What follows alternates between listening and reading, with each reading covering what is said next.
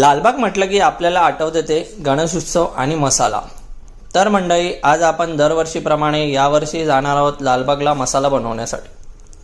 SP Khamkar या दुकानातून आपण मसाल्यासाठी लागणाऱ्या साहित्याची खरेदी करण्यासाठी आलो। या दादांकडून मसाल्यासाठी लागणाऱ्या साहित्याची लिस्ट बनवून घेतली। या दुकानात तुम्हाला मसाला बनवण्यासाठी लागणारी मिरची, विविध प्रकारचे खडे मसाले, कडधान्य तुम्हाला बघायला मिळतील।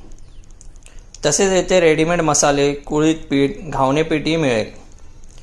या दुकानातून सगळं सामान घेऊन व सर्व हिशोब करून आम्ही विश्वास मसाले केंद्र येथे मसाला कुटण्यासाठी आलो। मिरची, खडे मसाले, कांदा भाजून घेतला। मसाला चांगला भाजून घेतल्यानंतर त्याला पारंपरिक पद्धतीने कुटण्यासाठी घेतला।